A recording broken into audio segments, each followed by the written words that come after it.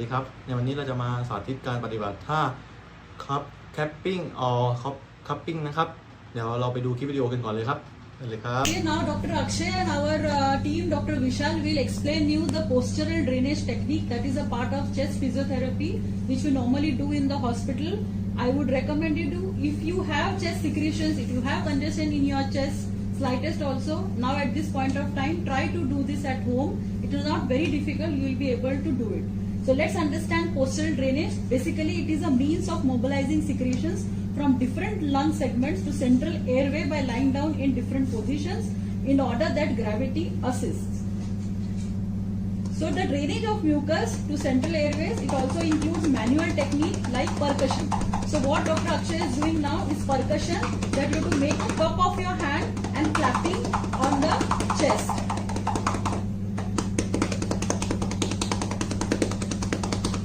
Right now I am just doing in the straight lying down position. We call it a supine position. So I am trying to mobilize, I am trying to loosen the secretion. Followed by that I am just going to take in two different positions so that the secretions come in the central aspect of the chest, and then it can be spitted out.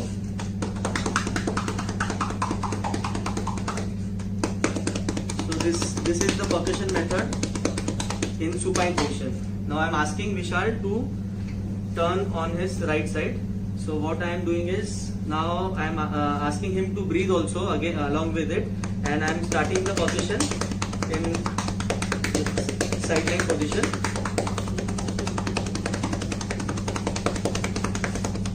So this is the percussion method. Now I am doing the vibrations so that the secretions which are loosened, they can come in the central position.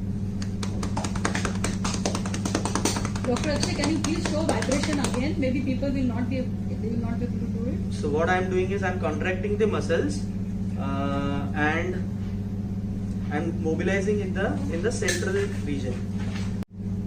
Okay. Now I am asking Vishal to turn on the opposite side. So again I am giving the percussion.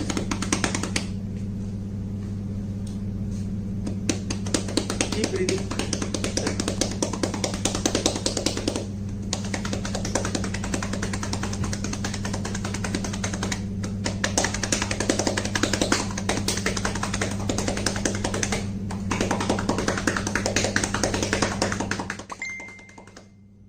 So again I am going to mobilize it, the vibrations.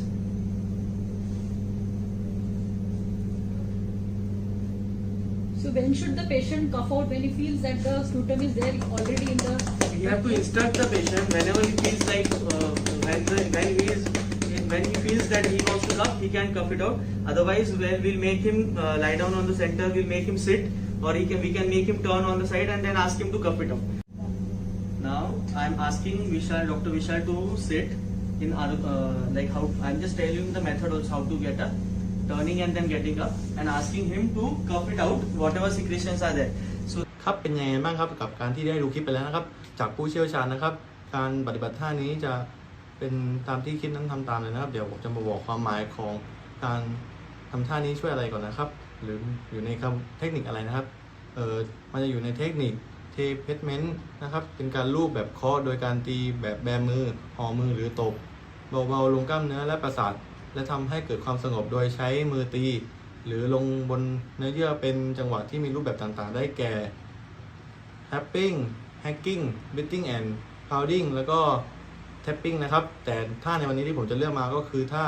capping or cupping นะครับคือการทำมือเป็นอุ้งหรือตีลงบนร่างกายหรือจะมีผ้าขนหนูไว้ก่อนตีก็ได้เพื่อปกปิดไม่ให้เห็นกล้ามเนื้อนะครับยิ่งทำให้มือเป็นอุ้งมากแรงสั่นสะเทือนจะระดับลึกกว่าทำมือแบบแบนๆนะครับซึ่งแรงกระตุ้นจะอยู่เพียงบริเวณผิวหนังนะครับการทำมืออุ้งๆนะครับก็จะทำเหมือนกับเราถือถ้วยนะครับซึ่งท่าก็จะบอกอยู่นะครับว่าแคปปิ้งก็คือถ้วยนะครับแคปเราก็ทำมือประมาณนี้นะครับเดี๋ยวเราจะไปดูการปฏิบัติกันเลยนะครับการปฏิบัติท่าแคปปิ้งor cuppingนะครับจะทำตามนี้เลยนะครับทำมือเป็นอุ้งๆแบบนี้เลยนะครับเหมือนเป็นถ้วยนะครับวางอยู่บนช่วงที่เราจะต้องทำการนวดนะครับตอนนี้เราจะนวดบริเวณด้านหลังนะครับ โดยปกติแล้วผู้ที่รับการนวดจะต้องถอดเสื้อหรือไม่ถอดเสื้อก็ได้ครับอยู่ที่ความสะดวกของผู้โดนนวดเลยนะครับ เดี๋ยวเราจะนวดกันเลยนะครับ เริ่มจากการวางมือบนหอยนะครับ ยิ่งหอมมากแรงสั่นสะเทือนบนกล้ามเนื้อเราจะเยอะขึ้นนะครับ ข้อที่สำคัญนะครับ เราอย่าพยายามแบมืออย่างนี้นะครับเพราะฉะนั้นการสั่นสะเทือนมันจะไม่ได้ที่ตามที่เราต้องการนะครับ เราจะทำมือเป็นอุ้งๆแล้วก็กดอย่างนี้ครับ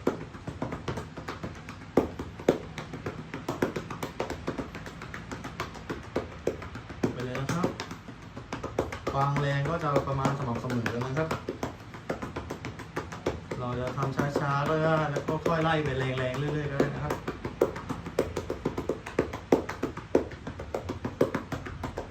ที่สำคัญมือห้ามแบเลยนะครับ เราต้องทำเป็นอุ้มเหมือนถ้วยไว้นะครับ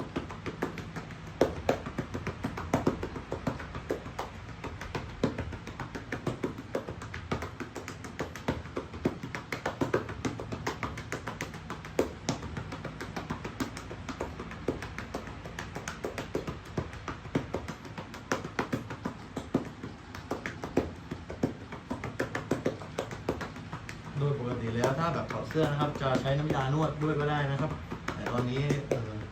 เราไม่ได้ทำการถอดเสื้ออยู่เราก็จะนวดแบบปกติเลยนะครับ มานวดข้างนี้ได้สักระยะหนึ่งแล้วเราจะเปลี่ยนมาอีกข้างหนึงก็ได้นะครับ โดยการนวดนี้นะครับต้องผู้ปฏิบัติต้องอยู่อีกฝั่งหนึ่งของผู้โดนนวดนะครับ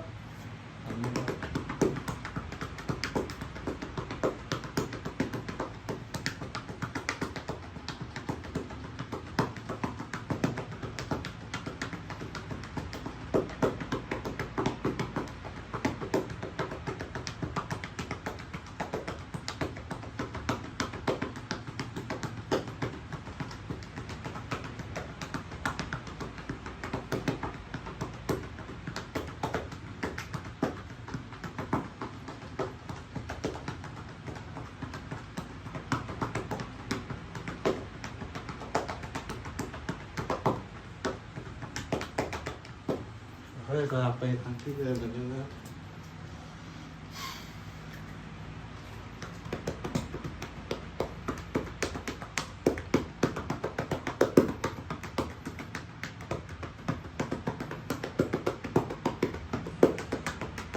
เพิ่มความเร็วอีกก็ได้นะครับ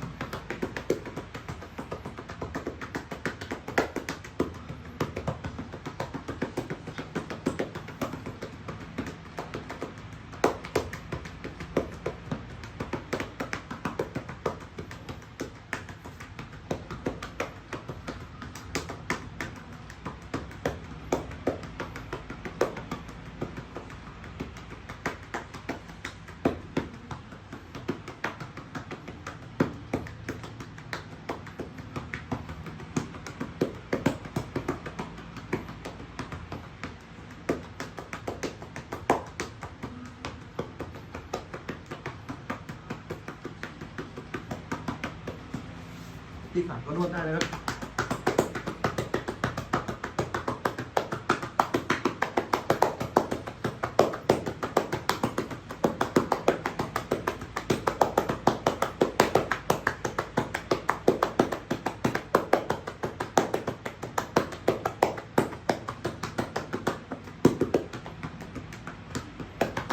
เดี๋ยวเราจะไปไม่ข้าง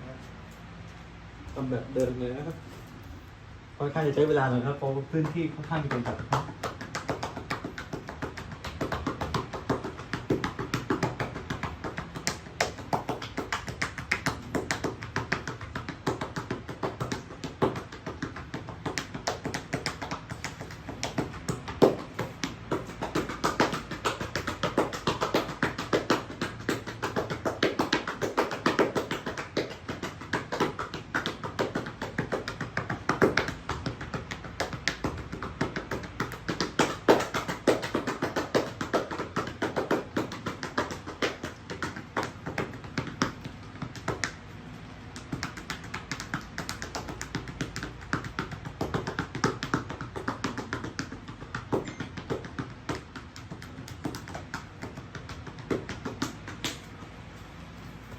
ในท่านี้นะครับก็ขอจบการปฏิบัติเพียงเท่านี้ครับขอบคุณครับ